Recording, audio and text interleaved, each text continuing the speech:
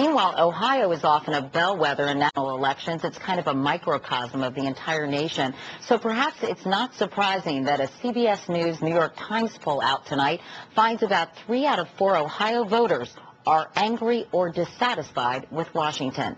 National correspondent Dean Reynolds looks at how that might play out at the polls. Near Cincinnati today, Republican gubernatorial candidate John Kasich spoke of the sputtering state economy. We're going to work together to fix it. It's a Republican refrain across this state where the jobless rate is 10% and where 56% of Ohioans in our new poll think the jobs lost are never coming back. We have some serious problems going forward. So this is going to be a long, hard slog.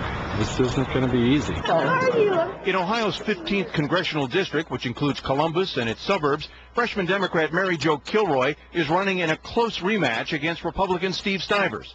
She's hoping to reverse an enthusiasm gap and the finding that only 29% of Ohioans say their congressman deserves re-election. There's no reason for Democrats to be demoralized. And as far as this GOP energy, I think a lot of it's AstroTurf. That means it's not real grassroots. It's these phony grassroots. I'll work hard to make you proud. Stivers says Kilroy's support for President Obama will hurt her. She can't defend her record on jobs, and she can't defend her record on spending. Obama won the state 2 years ago, but now 58% of Ohioans are disappointed in his presidency. I think unemployment is dominating everything. And a frustration that probably all of us feel. Because it's all about creating jobs in Ohio. That could be why Kasich is neck and neck with Democratic Governor Ted Strickland. And Republican senatorial candidate Rob Portman leads Democrat Lee Fisher.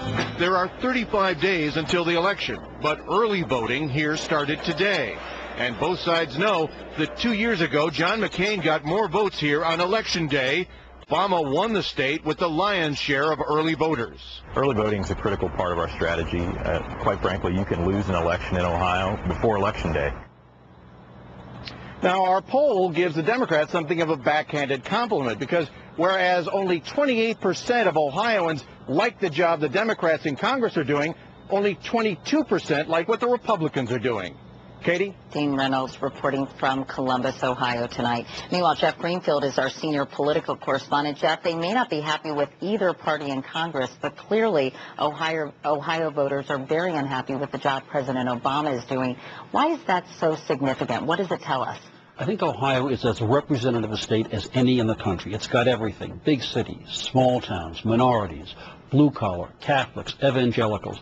It's been with the winner in every presidential election since 1960. So the numbers that show that Obama is in negative territory on job approval reflect, I think, fairly a broader national dissatisfaction. And this, we should note this is especially troubling for Democrats since they have of late made real progress in the Buckeye State. Ohio was a major Democratic success story. They took almost every statewide office in 2006, took a Senate seat. Obama won the state comfortably in 2008. They had real hopes of a Senate seat takeaway this year. So this dissatisfaction, clearly centered in the economy, is another indication that the high hopes of 4 years and 2 years ago are now looking very troubled for Democrats indeed. All right. Jeff Greenfield, Jeff, as always, thanks so much.